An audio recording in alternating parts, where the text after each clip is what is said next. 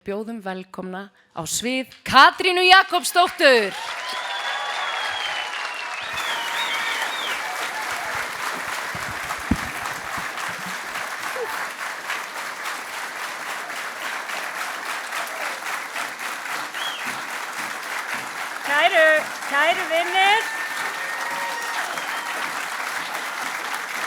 Kæru vinir, það frábært að sjá okkur öll hér í dag og gleðilegt sumar.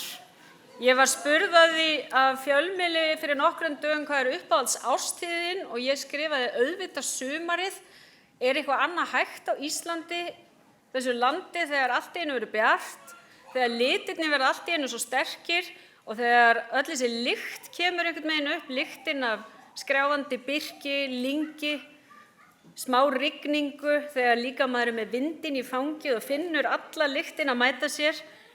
Fyrir mér sumarið einstakur tími á Íslandi og sumardagurinn fyrsti markar alltaf nýtt upphaf, nýjar vonir, nýja byrjun og sjálf ég stödd í nýju upphafi eftir ég tók þessa ákvörðun að yfirgefa stjórnmál fyrir fullt og allt og ég núna á ákveðinni vegferð að leita aftur í minn innsta kjarna og ég hugsaði það í morgun þegar ég mætti til að standa vaktina í víðavangslaupi ÍR, gerði það líka í fyrra, ég fekk aðeins betri stað í ár, ég vona að það sé út af framboðinu, var á Hverfisgötunni í fyrra, núna var ég í Bankastrætinu eins og fín kona og ég fann gleðina yfir því að fá að taka þátt í samfélagslegu verkefni sem skiptir máli og það gleðin sem keyrir mig áfram í þessa vegferð.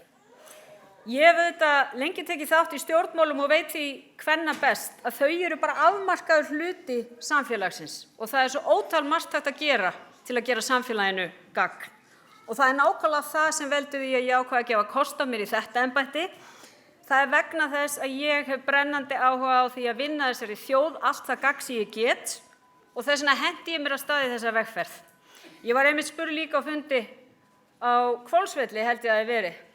Hvað sögðu strákarnir, drengirnir það að þú ætlaðir í þetta framboð? Og ég sagði, þeir sögðu mér bara, hentu þér í þetta. Og maðurinn sem spurði var mjög ánægður með þessa syni mína og sagði, þetta nákvæmlega viðhorfið sem þarf. En fyrir mér hefur þetta embætti alltaf verið mikilvægt. Forsetinn okkar þjóðkjörni fulltrúi og ég segi það stundum, forsetinn á ekki einungis að vera sameiningatákn, hann á að vera sameinandi afl. Hann á að beita sér af öllum kröftum í því að mæta fólki á þeim ólíku stöðum sem fólk Þess vegna skiptir svo miklu máli að forsetinn skilji gangverk samfélagsins, að forsetinn skilji að aðstæður eru ólíkar á ólíkum stöðum hringinn í kringum landið, að forsetinn skilji að bakgrunnur og reynsla þeirra sem hingað flytja önnur en þeirra sem hér eru fædd og uppalin. Að kynslóðirnar búi við ólíkum reynsluheimi, afla sér upplýsingar með ólíkum hætti, taka þátt í umræðunni með ólíkum hætti. Það þetta gangverk sem forseti lýðveldisins þarf að skilja og forsetinn þarf að beita sér, hann þarf að vera þetta sameinandi afl til að tala til allrar þjóðarinnar og beita sér fyrir því að við öll tökum þátt í samfélaginu, hvernig sem við gerum það, hvort sem við látum nægja að standa vaktina í brautarvörslu hjá ÍR á sumardaginn fyrsta, syngjum í kór, styðjum við ólíka hópa. Það þessi samfélagslega þáttaka sem skiptir svo miklu máli. Og hún skiptir kannski enn meira máli núna en áður því við vitum öll að samfélagið hefur tekið gagngerum breytingum á undanförnum árum og áratugum. Tækniþróunin hefur gerbreytt málumhverfi okkar allra. Við erum jú flest umkringd ensku málumhverfi, margar klukkustundir á dag. Þannig að áhrifin eru orðin önnur en að tala bara take away og ekki brottnámsrétt eins og Jakob Birgisson sagði hér áðan, heldur eru við beinlínis umkringd enskri tungu meirihluta dagsins jafnvel. Á sama tíma hefur innflytjendum fjölgað mjög og þeir hafa gert samfélag okkar fjölbreyttara og ríkara en hvoru tveggja skapar nýjar áskoranir fyrir íslenska tungu og rætur okkar sem liggja í sögu okkar og menningu. Við þurfum að hlúa að þessari rótfestu í heiminum en á sama tíma að vernda fjölbreytnina sem einkennir íslenskt samfélag. En tækniþróunin hefur ekki aðeins áhrif á tungumálið. Hún hefur líka áhrif á það hvernig við tölum saman. Algríminn á samfélagsmiðlunum Þau ýta okkur alltaf lengra inn í okkar eigin bólu og stundum finnst mér eins og skilningur á öðrum sjónarmiðum með nákvæmlega okkar eigin fari heldur dvínandi. Stundum finnst mér eins og bilið á milli ólíkra hópa sé að breikka og það hafi aldrei verið meiri þörf á fólki sem tilbúið að hlusta á aðra, sýna því skilning og smíða brýr. Að það hafi aldrei verið mikilvægt að tala gegn skautun og verja þau grunngildi sem íslenskt samfélag byggir á. Lýðræði, mannréttindi og réttarríkið. Við sjáum nefnilega víðum heim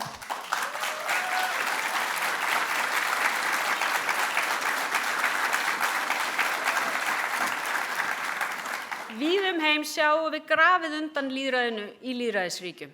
Við sjáum stór ríki sem ekki eru lýðræðisríki taka sér meira rými á alþjóðasviðinu og við sjáum grafið undan þeim réttindum sem við töldum að væru komin í höfn og þyrfti ekki að berjast meira fyrir. Og þess vegna segi ég, rödd Íslands þarf að heyrast hátt og skýrt þessi málefni, bæði hér heima og að heiman. Og það er ekki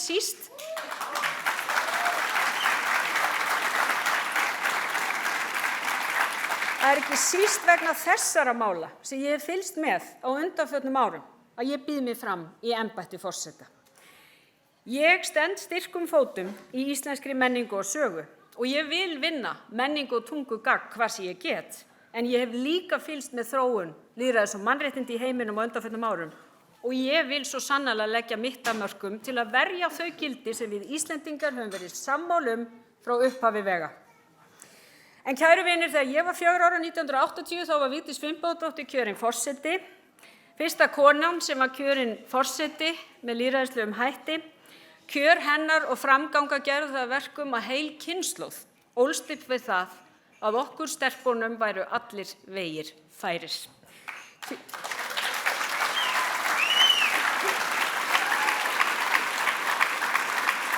Kjör Vigdísar var heimsviðburður. Og þótt hún hafi fengið töluverða mótbyr í kosningabaráttunni, þá má segja að hún hafi sameinað þjóðina á bak við sig á einni nóttu. Enda vöknuðu eiginlega Íslendinga daginn eftir kjördag við það að hafa brotið blað í mannkynssögunni. Hún sýndi svo gjörla í öllum sínum störfum að sá sem ekki stendur föstum fótum í fortíðinni á ekkert erindi í framtíðina.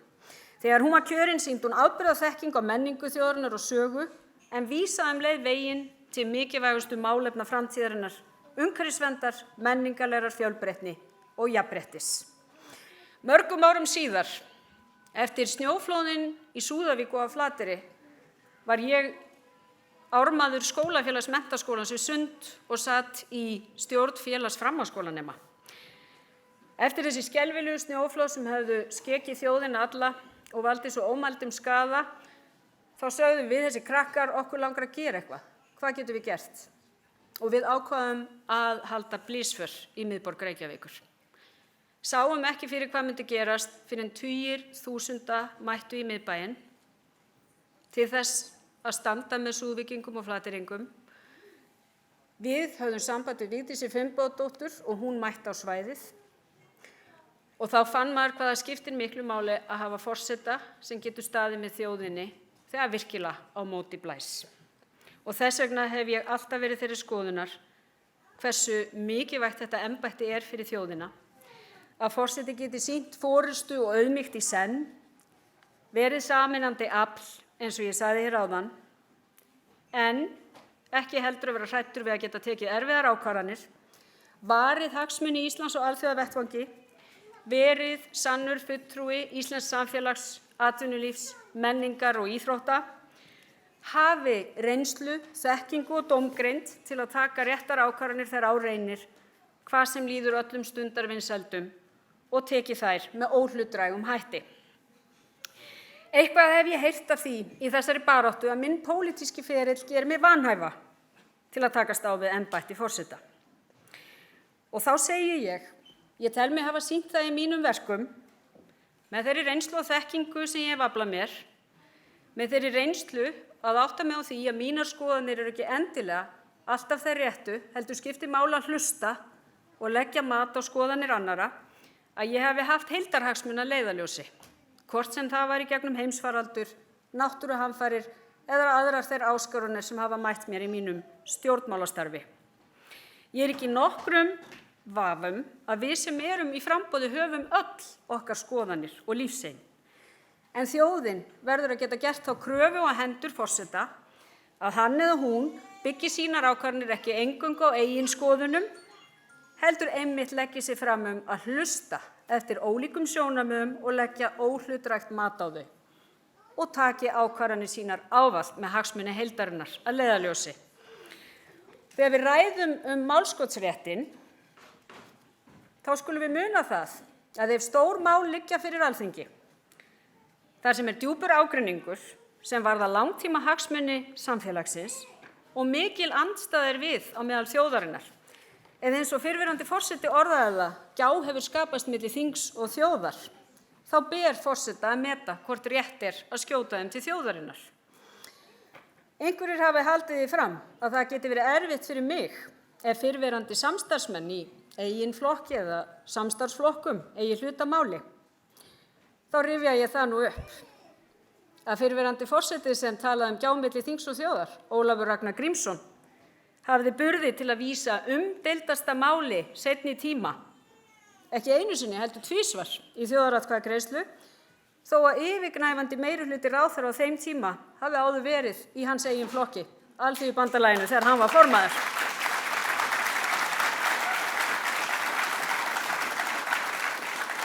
Og ég segi ef hann gat það, þá get ég það líka.